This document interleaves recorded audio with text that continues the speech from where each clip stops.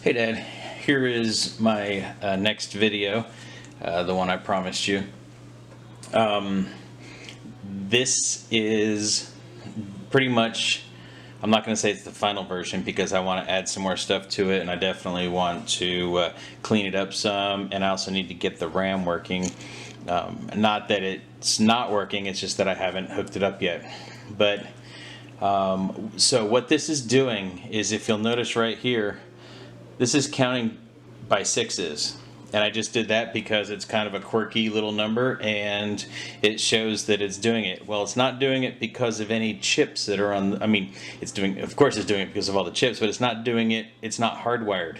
The actual code I put into these three EEPROM chips, electrically erasable, programmable, read-only memory.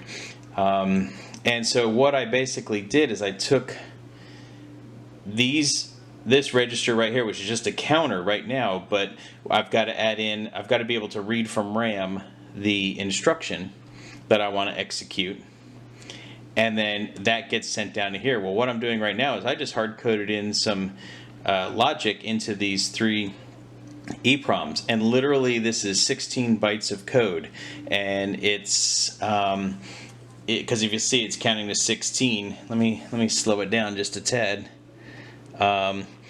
It's four binary digits right here, and it's 1 through 16, or 0 through 15, sorry, 0 through 15. But those addresses come down to the EEPROM, or those signals come down to the EEPROM, and that becomes an address. And it says, okay, look at this address right here and see what bits are turned on or turned off.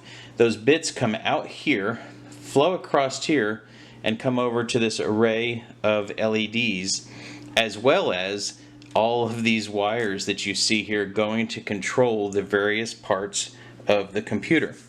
So this one right here that keeps staying on, that's like the last 12, I think it's 11 cycles of the clock that do nothing except just display what the result is. So it's really happening in just a couple of cycles. And actually, if I turn it to manual and cycle through it here, let me get all the way. Okay, so the first thing it does, this light means that it increments the program counter on the next clock cycle. So there it's incremented. This increments the program counter, and I've got to look at my decode because it means something. That increments the program counter, and that takes the program counter and puts it out on the bus.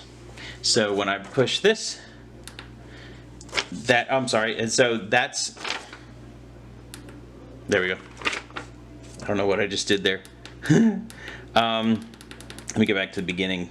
I was not following my instructions. So that's going to increment the program counter up here, which is really what it's used for, is to access the RAM memory, load the instruction into the register, and then execute that instruction. I'm bypassing all that because I don't have it wired up yet, and I'm just using it just to do some basic addition. So, and then the next command increments the program counter again, puts it out on the bus, but then also this one over here takes it and puts it into the B register, so that we can use it for addition. And that's now in the B register. So basically this just keeps cycling through, issuing hardware commands to do stuff. This is put the A register out onto the bus and add it to the B register. And then there's your sum right there. And so if I turn that back on, you'll notice that it does all that addition and it just keeps adding 6. So what I'd like to do eventually is, maybe put a display out command, because right now it's just showing everything that's happening on the bus, but that's kind of fun too. But anyway, so the next step, now that all this is just electrical signals, this is boiling down a computer to what it is basically, and using the electrical signals to get a result. I can take these EEPROMs and change what values are in them, and it'll do something totally different. So it is a true programmable computer at this point. However, it's not a computer that you would sit down and write a program and have it run through it, change it, and then have it run again. I mean, it is, but it's not as we envision today. Once I get this RAM set up, I'm also going to have another module down here that I'll be able to put a program in, load it into RAM, and then run it, and then be able to do all this and control the computer. But I'm kind of excited. It's taken on a life of its own. It's a lot of minutia and tedious wiring and making sure everything, you know, is measured, and it's just but it's fun.